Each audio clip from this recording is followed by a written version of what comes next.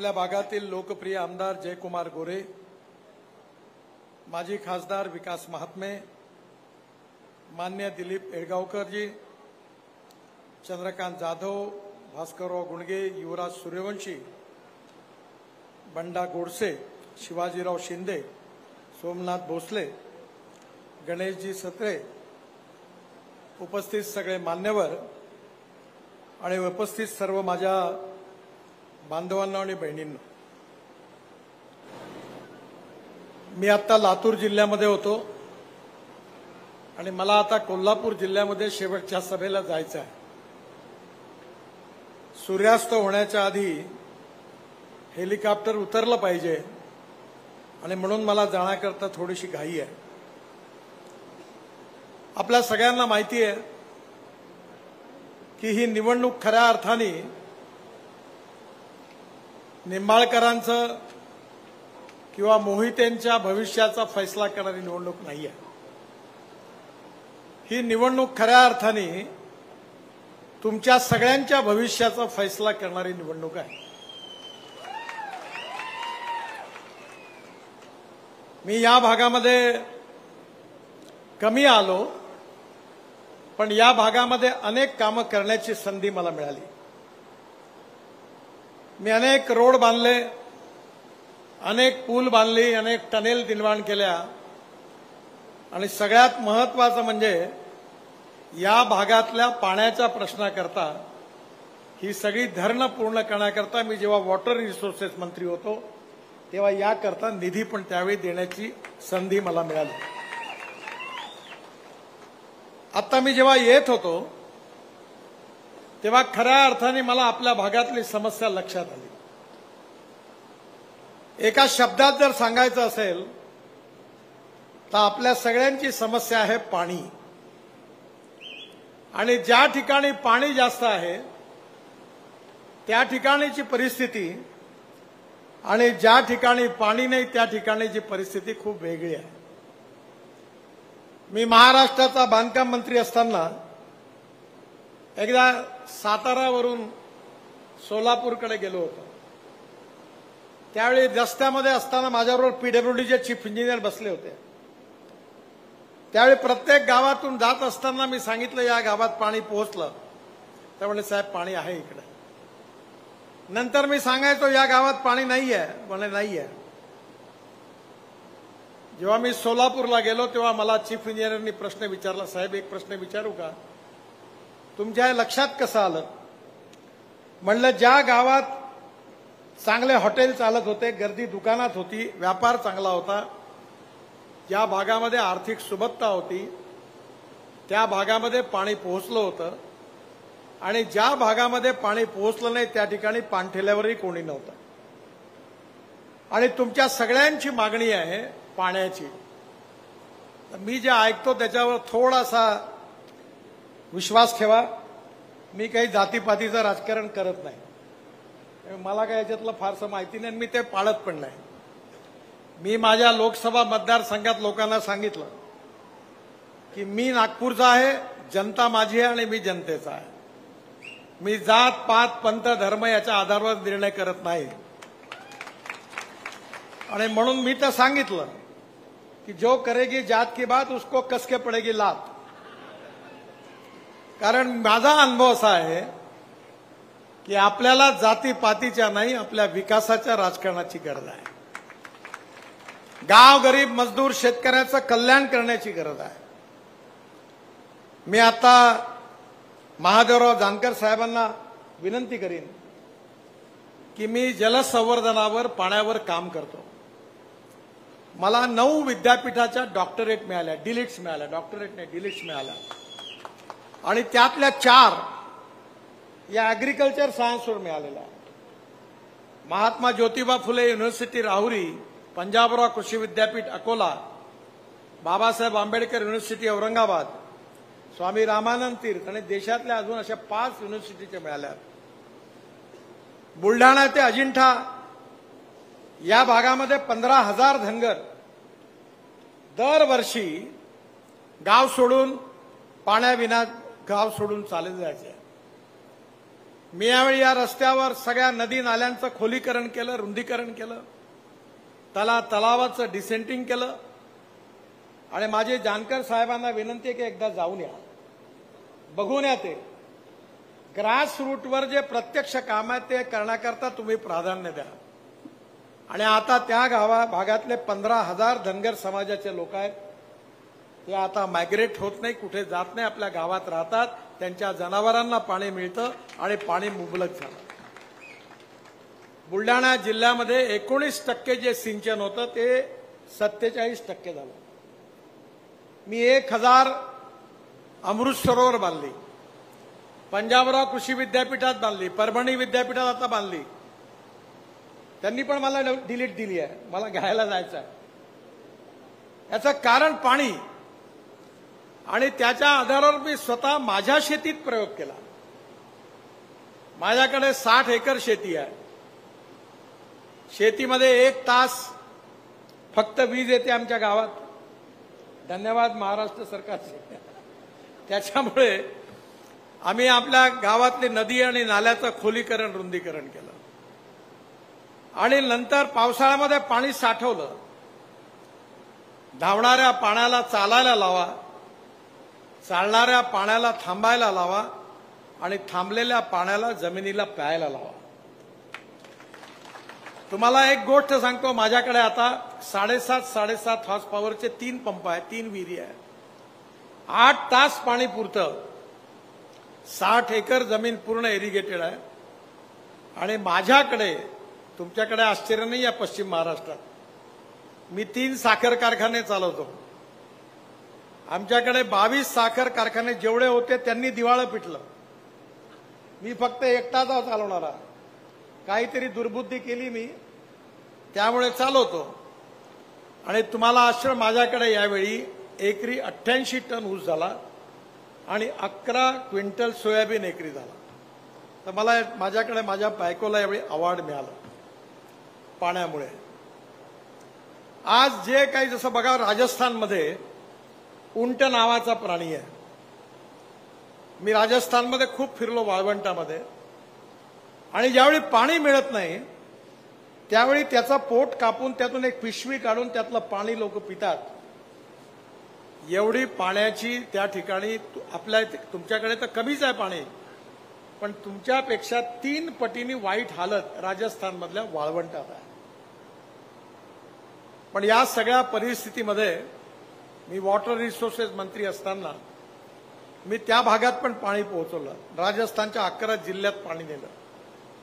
आणि मला एकच गोष्ट आपल्याला सांगायची आहे की आपण जेव्हा नोकरी करतो तेव्हा प्रॉव्हिडंट फंडाचे पैसे, याचे पैसे आपण सगळे जमा करतो, बँकेमध्ये पैसे डिपॉझिट करतो आणि रिटायर्ड झाल्यानंतर मग आपण आपल्या पैशावरचं व्याज खातो.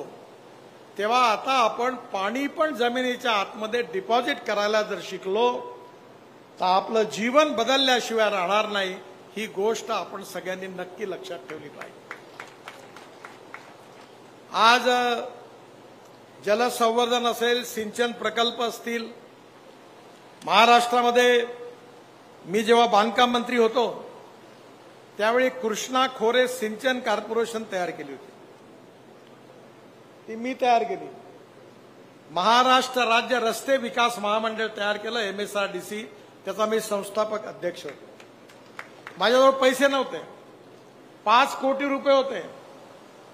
आणि त्यावेळी पैसे नसतानाही मुंबई पुणे एक्सप्रेस हायवे, मुंबईमधले 55 उड्डाण पूल आणि समुद्रातला Worli Bandra sea link project बांधून पूर्ण केला. आता तर पैशाची कमी नाही आहे. मी पहिल्या 10 वर्षात 50 लाख कोटी रुपयाची कामं केली आहे. हे जेवढे पत्रकार आहेत त्यांना मी नेहमी नम्रतापूर्वक विनंती करतो की मी जे बोलतो ते मी करतो, जे करतो तेच मी बोलतो. आणि मी बोललेलं एखादं काम नसेल झालं तर ब्रेकिंग न्यूज लावून टाका. मी डंके की चोट पर मैं बताता हूं, जो करता हूं वही बोलता हूं. पश्चिम महाराष्ट्रामध्ये खरं म्हणजे इकडे अमेरिकन संस्कृती आहे. कोण कोणाशी केव्हा लग्न करतं आणि कोणाशी डायव्हर्स घेते कधी लक्षातच नाही. कोणत्या पार्टीत येते, कुठून निघते आणि कुठून घुसते हे परमेश्वरालाच माहित आहे. मी होतो त्यावेळेच्या परिस्थितीबद्दल बोलतोय, आताच्या नाही. पण एक गोष्ट खरी आहे की 1947 सालापासून तर आजपर्यंत या 75 वर्षामध्ये आपल्याला पाणी का मिळालं नाही? आपल्या गावात जायला रस्ता का नाही आहे? आपल्या गावामध्ये चांगली शाळा का नाही आहे?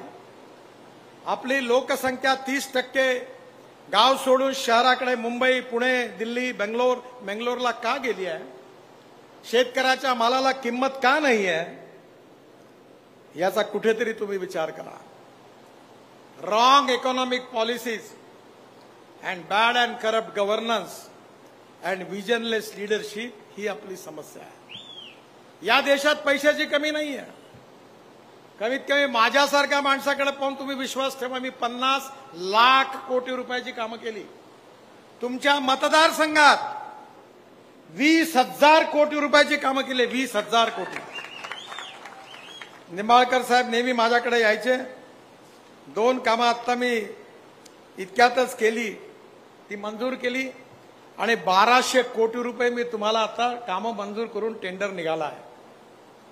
फलटण ते दहिवाडी 40 किलोमीटर 534 कोटी रुपये. दहिवाडी ते विटा 53 किलोमीटर 632 कोटी रुपये. तुमच्याच भागातला आहे ना? हे आले होते तुम्ही. दोन्ही कामं मंजूर केली आणि इलेक्शन संपल्यानंतर 1 महिन्याच्या आत त्या कामाला सुरुवात होईल असा मी तुम्हाला विश्वास आहे.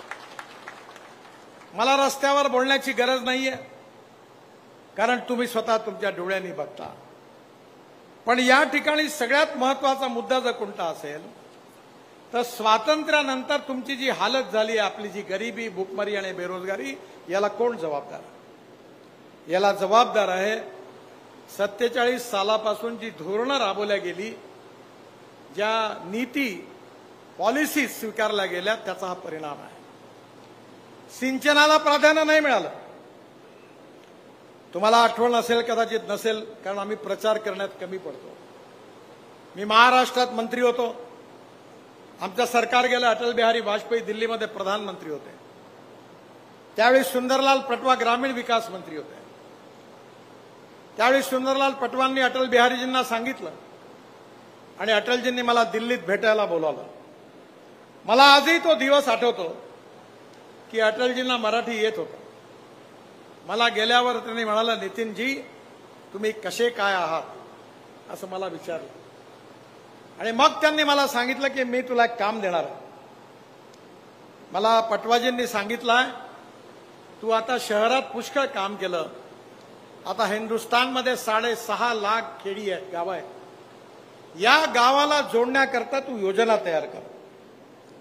आणि त्यावेळी मी स्वतः रिझर्व्ह बँकेचे डेप्युटी गव्हर्नर, नाबार्डचे चेअरमन, या सगळ्यांना घेऊन 3 ते 4 महिने काम केलं आणि एक योजना तयार केली.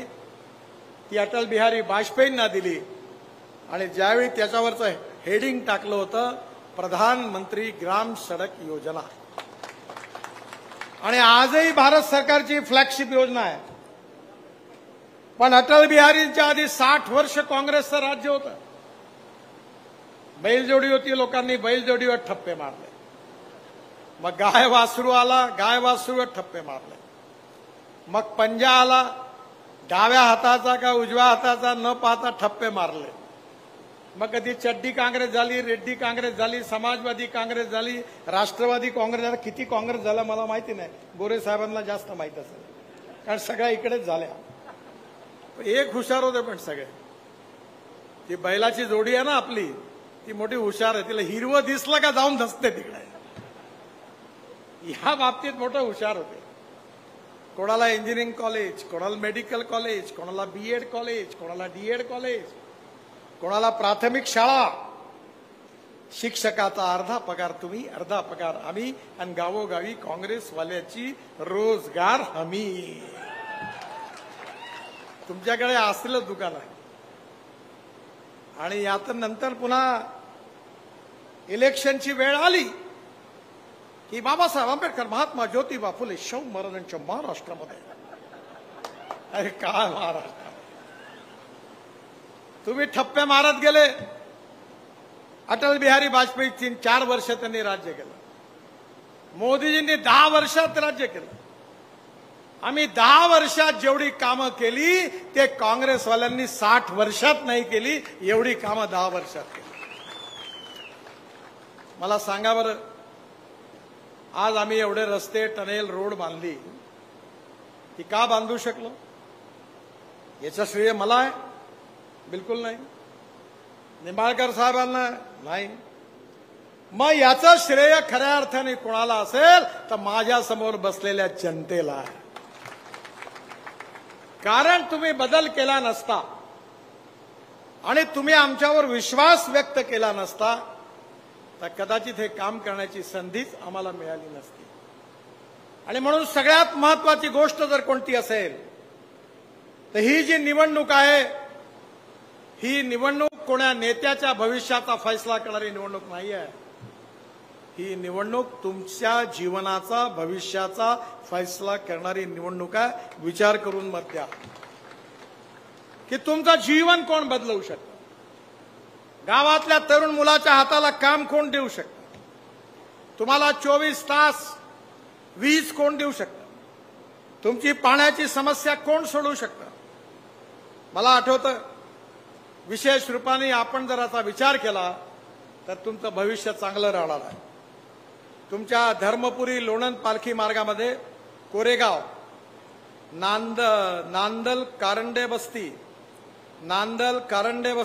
नंतर 4 बरड, 5 जावळी नेलदरा, 6 जावळी रावदरा, इथे आम्ही फुकटामध्ये नदी नाल्याचं खोलीकरण, रुंदीकरण केलं आणि 3 लाख क्युबिक मीटर मटेरियल काढलं, ते रस्त्यात वापरलं आणि फुकटात जलसंवर्धन त्या ठिकाणी करून दिलं. सोलापूर मंगळवेढा NHच्या कामात सांगोला तालुक्यात 10 ठिकाणी तलावांचं खोलीकरण करून 7 लाख क्युबिक मीटर मटेरियल काढलं. चिंचोली तलाव, वसूत, सांगोला 3 ठिकाणी, वाटंबरे, अकातपूर, बर्लेवाडी, चांदोलेवाडी, तांडे, पुजारी, कमलापूर, अकोला, पाझर तलाव, आणि त्या ठिकाणी पाण्याचा साठा तेवढा वाढला. जर आपल्या सगळ्यांमध्ये हे जे जलसंवर्धनाचं काम आहे, ही नीती कोणी आणली? ही आणली आमच्या सरकारने. आज मला आनंद आहे आपल्याला सांगताना की आपल्या महाराष्ट्रामध्ये, आता मी तर काम केलं पण क्रेडिट भलतेच लोक घेतात, पश्चिम महाराष्ट्रामध्ये प्रधानमंत्री कृषी सिंचन योजना आणि बळीराजा जलसंचयन योजना, दोन्ही योजना मी वॉटर रिसोर्सेस मंत्री असताना देवेंद्र फडणवीस यांच्या शिफारसीवर तयार केल्या. प्रधानमंत्री कृषी सिंचन योजनेत तुमच्या भागातले 7 प्रकल्प, बळीराजा जलसंचयन प्रकल्प 2 प्रकल्प, सांगली जिल्ह्यातील कृष्णा कोयना उपसा सिंचन योजना ताकारी म्हैसाळ, सोलापूर जिल्ह्यातील सांगोला शाखा कालवा, सातारा जिल्ह्यातील धोम, बलकवडी, तारळी, वांग, कुडाळी, मोरणा, अशा एकूण 5 प्रकल्पाकरता ज्यांची कामं 50% जास्त झाली, जी अनेक वर्षापासून बंद होती, त्याकरता मी 5,618 कोटी रुपये दिले आणि 77,243 हेक्टर नवीन सिंचाईची व्यवस्था केली. बळीराजा जलसंचयन योजनेतून टेंबू उपसा सिंचन योजना व सातारा जिल्ह्यातील उनमोडी प्रकल्पाचा समावेश करून मी माझ्या काळामध्ये 1,358 कोटी रुपये निधी दिला आणि 1,15,998 हेक्टर जलसिंचनाची सुविधा करून दिली. पश्चिम महाराष्ट्रामधले 9 प्रकल्प जवळपास 6,956 कोटी इतका निधी देऊन 2,04,241 हेक्टर, जवळपास 2 लाख हेक्टर म्हणजे 5 लाख एकर सिंचन या ठिकाणी झालं. सांगली जिल्ह्यातल्या कृष्णा कोयना, ताकारी, म्हैसाळ, टेंबू उपसा सिंचन योजना, या योजनेसाठी 3,600 कोटी रुपयाचा निधी देऊन 1,60,1.60 लाख हेक्टर सिंचन निर्मिती करून जवळपास 400 गावांना सिंचनाचा लाभ झाला. कृष्णा कोयना, ताकारी, म्हैसाळ योजनेवरील 2,430 कोटी व टेंबू उपसा सिंचन योजनेसाठी 1,200 कोटी रुपये इतका निधी मी वॉटर रिसोर्सेस मंत्री म्हणून त्यावेळी उपलब्ध करून दिला. मानखटाव परिसरामध्ये मला माहिती आहे की विस्तारित टेंभू उपसा सिंचन प्रकल्प, माण खटा वाटपाडी, कृष्णा नदीवरील कठापूर तहसील कोरेगाव येथील बॅरेज, तारळी मोठा पाटबंधारे प्रकल्प आणि उरमोडी पाटबंधारे प्रकल्प या सगळ्या महत्त्वाच्या गोष्टी आहेत आणि नक्कीच याकरता पण आम्ही नक्कीच प्राधान्य देऊ. मला विश्वास आहे की पाणी जर आलं तर तुमचा विकास झाला म्हणून समजा. पाणी आलं की विकास झाला म्हणून समजा. पण दुसरी गोष्ट लक्षात ठेवा की शरद जोशी जे शेतकरी संघटनेचे नेते होते, फार मोठे विचारक होते. त्यांनी त्यावेळी सांगितलं की आम्ही ग्लोबल इकॉनॉमीमध्ये आहोत. आपला साखरेचा भाव हिंदुस्थानात ठरत नाही, साखरेचा भाव ब्राझील ठरवतं. आपलं जेवढं उत्पन्न साखरेचं आहे त्याच्या 3 पट उत्पन्न ब्राझीलचं आहे. सोयाबीनचा भाव अर्जेंटिना ठरवतं, मक्याचा भाव अमेरिका ठरवतं, पामोलिन तेलाचा भाव मलेशिया ठरवतो. पण आज परिस्थिती अशी आहे की अमेरिकेमध्ये एका एकरामध्ये 30 क्विंटल सोयाबीन होतं, अर्जेंटिनामध्ये 28 क्विंटल होतं आणि विशेषतः आपल्या ब्राझीलमध्ये 26 क्विंटल होतो आणि आमच्याकडे मोठ्या मुश्किलीने 8 ते 10 क्विंटल होतं. आपलं जे बीज आहे आणि आपली नर्सरी, या दोन्ही बाबीमध्ये खूप मोठ्या सुधारणा करण्याची गरज आहे. आमच्या सरकारने या संदर्भातले अनेक निर्णय घेतले. नाशिकमध्ये सह्याद्री सोसायटी आहे, फार्मर प्रोड्यूस कंपनी, त्यांनी स्पेनमधून द्राक्षाची कलमं आणली, नवीन द्राक्ष तयार केली आणि 1500 कोटी रुपयाची द्राक्ष त्यांनी निर्यात केली. मला विश्वास आहे की येणाऱ्या काळामध्ये आम्ही ड्रोन आणला. आता 15,000 महिला बचत गटांना ड्रोन दिले आणि पहिल्यांदा आपण युरिया किंवा मिश्र खत वापरतो. 1 एकर ऊसाकरता आपण 4 पोते वापरतो, 2 पोते युरिया, 2 पोते मिश्र खत धरतो आणि फेकून देतो. 25% पिकाला जातं, 75% वेस्ट होतं. मी आमच्या भागामध्ये यावर्षी 4,500 एकर ऊसावर ड्रोननी स्प्रेइंग केलं. नॅनो युरिया, नॅनो मिश्र खत. आणि नॅनो युरिया आणि नॅनो मिश्र खतची वैशिष्ट्य अशी आहे की 75% पिकांना गेलं आणि फक्त 25% वेस्ट झालं. आणि 4 पोत्याच्या ठिकाणी मी फक्त 2 बॉटलमध्ये माझं काम झालं आणि माझे एकरी पैसे वाचले. आणि म्हणून ही जी टेक्नॉलॉजी आणली, यामध्ये 15,000 महिला बचत गटांना आम्ही ड्रोन दिलेले आहे. मी ट्रान्सपोर्ट मंत्री आहे. मी इथेनॉल या ठिकाणी आग्रहाने आपल्या देशात आणलं. आज आपण ग्लोबल G20 मध्ये बायोफ्युएल करता अलायन्स केली. मी 2004 पासून इथेनॉल बोलतोय. खरं म्हणजे मनमोहन सिंगांच्या सरकारमध्ये पवार साहेब कृषी मंत्री होते, प्रफुल्ल पटेल हेवी इंडस्ट्रीचे मंत्री होते. मी त्यांना भेटायला गेलो आणि त्यांना सांगितलं की साहेब इथेनॉल आलं पाहिजे. ते म्हणाले मी प्रयत्न करतो, परंतु काँग्रेस सरकारमधले अनेक मंत्री याला विरोध करतात. पण ज्यावेळी नरेंद्र मोदींचं सरकार आलं, आम्ही इथेनॉलची पॉलिसी तयार केली. आज बी हेवी मोलायसेस, सी मोलायसेस पासून इथेनॉल तयार होतं, शुगर केन ज्यूस पासून इथेनॉल तयार होतं, बांबू पासून इथेनॉल तयार होतं, बायोमास पासून इथेनॉल तयार होतं, पराठ्या, तुराट्या, ज्वारीची फळं, तणस, एवढंच नाही तर मक्यापासून इथेनॉल तयार होतं, राईस, ब्रोकन राईस पासून इथेनॉल तयार होतं. आपल्या देशामध्ये कॉर्न सरप्लस, मका सरप्लस आहे, गहू सरप्लस, साखर सरप्लस, तांदूळ सरप्लस. आणि म्हणून आम्ही निर्णय घेतला की diversification of agriculture towards energy and power sector. आणि मला सांगताना आनंद होतोय, मी हवेत नाही बोलत आहे. माझ्याकडे नागपूरला आणि दिल्लीला इनोवा गाडी आहे, टोयोटाची, फ्लेक्स इंजिन आहे. त्यात 60% इथेनॉल टाकलं तर ती 40% इथेनॉलवर आणि 60% वीज तयार करते. त्या गाडीचं पेट्रोलच्या तुलनेत जर ॲव्हरेज काढलं तर 25 रुपये लिटर पेट्रोलचा भाव होतो. मी या ठिकाणी मला सांगताना आनंद होतोय की आता इंडियन ऑइलने निर्णय घेतलेला आहे की आपल्या देशामध्ये ते 300 इथेनॉलचे पंप सुरू करत आहेत. मीच त्यांच्याकडे मागणी केली होती माझी गोरे साहेबांना विनंती आहे, 5 कारखाने आहे, इथेनॉलचे पंप टाका. आता बजाज, टीव्हीएस, हिरो, होंडा यांच्या मोटरसायकल, स्कूटर, 3 व्हीलर सगळ्या फ्लेक्स इंजिन मध्ये आल्या. 8 दिवसापूर्वी राजीव बजाज माझ्याकडे आले होते, बजाज स्कूटर.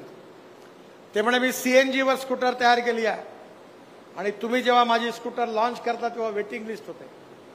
त्यांनी फ्लेक्स इंजिनवर इथेनॉलवरची स्कूटर आणि मोटरसायकल तयार केली, ऑटो रिक्षा तयार केलेली आहे. आता सुझुकी पण आपल्या गाड्या आणणार आहे इथेनॉलवर. आणि जर इथेनॉल विकल्या गेलं तर साखर कारखाने आपले पैसे 24 तासाच्या आत देतील, ऊसाचे भाव वाढतील, शेतकरी समृद्ध संपन्न होईल, तरुण मुलाच्या हाताला काम मिळेल आणि केवळ स्मार्ट विलेज नाही, स्मार्ट शहर नाही तर स्मार्ट विलेज होईल. पण हे जर करायचं असेल तर धोरण बदलावी लागते. माझ्याकडे हायड्रोजनची गाडी आहे आणि मी शेतकऱ्यांना सांगतो की आता भविष्य हायड्रोजन हे फ्युचरचं फ्युएल आहे. पेट्रोलियम पासून जो हायड्रोजन तयार होतो तो ब्राऊन हायड्रोजन आहे. जो हायड्रोजन कोळशापासून तयार होतो तो ब्लॅक हायड्रोजन आहे. आणि जो बायोमास पासून, ऊसाच्या चिपाडापासून, ज्वारीच्या फळापासून, तणसापासून तयार होतो तो ग्रीन हायड्रोजन आहे. महानगरपालिका, नगरपालिकेचा कचरा सॅग्रिगेट करून त्यातून ऑर्गॅनिक वेस्ट बाहेर काढून ती बायोडायजेस्टरमध्ये टाकली तर ग्रीन हायड्रोजन तयार होणार आहे. माझ्याकडे हायड्रोजनवरची गाडी आहे. दिल्लीत या आणि त्या गाडीत तुम्ही बसाल तर मर्सिडीज पेक्षाही चांगली आहे. आणि म्हणून या देशातला जो आपला शेतकरी आहे हा केवळ अन्नदाता नाही आहे, हा शेतकरी ऊर्जादाता आहे, हा शेतकरी इंधनदाता आहे आणि हा शेतकरी आता हवाई इंधनदाता होणार आहे. झालाय. मी स्वतः इनिशिएटिव्ह घेऊन स्पाइस जेटचं विमान डेहराडूनवरून दिल्लीला आणलं आणि त्यात शेतकऱ्यांनी तयार केलेल्या इथेनॉल पासून तयार झालेलं बायो एव्हिएशन फ्युएल होतं. 2 वर्षापूर्वी 26 जानेवारीला दिल्लीला हेलिकॉप्टर आणि फायटर जेट शेतकऱ्यांनी तयार केलेल्या बायो फ्युएलवर चालत पूर्ण त्यांनी प्रदर्शन केलं.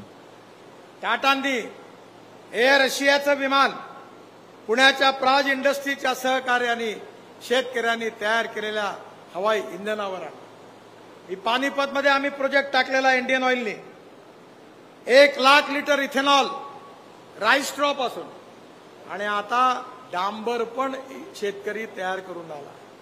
तिथे 150 टन बायो बिटुमिन दर दिवशी तयार होतं आणि 76,000 टन बायो एव्हिएशन फ्युएल म्हणजे हवाई इंधन तयार होणार आहे, विमानं चालणार आहे. हे सगळ्या पॉलिसी जर इम्प्लिमेंट करायच्या असतील तर चांगलं सरकार असलं पाहिजे. नाही तर आहेच इधर गधे उधर गधे, सब तरफ गधे ही गधे, अच्छे घोड़ों को नहीं है घास और गधे खारे 54 प्रास. तुम्ही जर चुकला तर गडबड होईल. आणि म्हणून पुन्हा एकदा गाव गरीब मजदूर शेतकऱ्याचं कल्याण झालं पाहिजे. भारताला आत्मनिर्भर भारत बनवलं पाहिजे. खऱ्या अर्थाने स्मार्ट विलेजेस झाले पाहिजे. तरुण मुलाच्या हाताला रोजगार मिळाला पाहिजे. 16 लाख कोटी रुपयाचा फॉसिल फ्युएलचा इम्पोर्ट कमी करून त्यातले 10 लाख कोटी रुपये शेतकऱ्याच्या घरात गेले पाहिजे. तरुण मुलाच्या हाताला रोजगार मिळाला पाहिजे. हे जर करायचं असेल तर मोदीजीच्या नेतृत्वाखाली एनडीएचं आणि भारतीय जनता पार्टीचं सरकार आणा. हे सांगण्याकरता मी आपल्याकडे आलो आहे. बरंच काही बोलायचं आहे पण वेळ कमी आहे. 5 वाजले. मला 5च्या आत इथून उडलं पाहिजे आणि पुन्हा तिसरी सभा आहे. मी तुम्हाला एवढीच विनंती करतो की आम्हाला भारताला आत्मनिर्भर भारत बनवायचा आहे. जगातली तिसरी आर्थिक व्यवस्था म्हणून भारताला विश्वगुरू बनवायचा आहे आणि भारताला सुखी, समृद्ध, संपन्न आणि शक्तिशाली बनवायचा आहे. गाव गरीब मजदूर शेतकऱ्याचं कल्याण करायचं. बाबासाहेब आंबेडकर, महात्मा ज्योतिबा फुले, छत्रपती शिवाजी महाराज यांच्या मनातला हिंदुस्थान तयार करायचा. हा खोटा प्रचार करतात की आम्ही बाबासाहेबांचं संविधान बदलणार. बाबासाहेबांचं संविधान बदलूच शकत नाही. सुप्रीम कोर्टाने केशवानंद भारती केसमध्ये निर्णय दिलेला आहे की सायलेंट फीचर्स घटनेचे मूलभूत तत्व कधीच बदलू शकत नाही आणि कोणीही बदलू शकत नाही.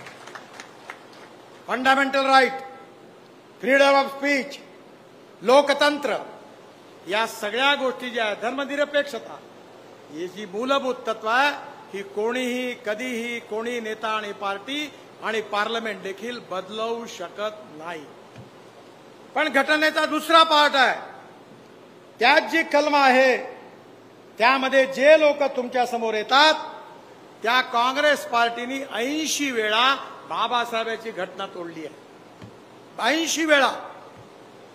आणि यावेळी जेव्हा इमर्जन्सी आली तेव्हा ते इंदिरा गांधींनी पूर्ण घटना तोड मरून टाकली होती. आणि हा अपप्रचार करतात. जेव्हा कन्व्हिन्स करता येत नाही तेव्हा कन्फ्यूज करण्याचा प्रयत्न करतात. त्यामुळे कुठल्याही अपप्रचारावर विश्वास न ठेवता, हा दुष्काळी भाग आहे, इथला शेतकरी चिंतित आहे. मला आपल्या चेहऱ्यावरून आपल्या मनातली अपेक्षा काय आहे मला माहिती आहे. पुण्यापासून बंगलोरपर्यंत एक्सप्रेस हायवे बांधायचा आम्ही निर्णय घेतलेला आहे. आणि ज्यावेळेची अलाइनमेंट तयार केली तेव्हा मी सांगितलं सातारा आणि सांगली जिल्ह्यातल्या दुष्काळी भागातून हायवे न्या, म्हणजे या भागात उद्योग येतील, या भागात व्यापार वाढेल, या भागातल्या तरुण मुलांच्या हाताला काम मिळेल.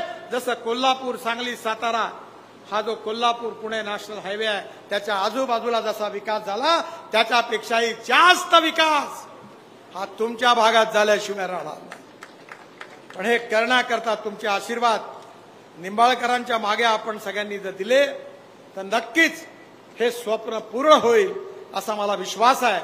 आणि म्हणून आपण त्यांना त्यांच्या कमळाच्या फुलाची बटन दाबून त्यांना प्रचंड मताने विजयी करा आणि पुन्हा एकदा मोदीजींच्या नेतृत्वाखाली एनडीएचं शासन दिल्लीमध्ये आणा अशी विनंती करतो आणि माझं भाषण संपवतो. धन्यवाद. माझ्याबरोबर जोरात म्हणा, भारत माता की जय, भारत माता की जय, भारत माता की जय. नमस्कार. धन्यवाद. करमाळ्याचा अग्रवाल परिवाराच्या वतीनं गडकरी साहेब आपला सन्मान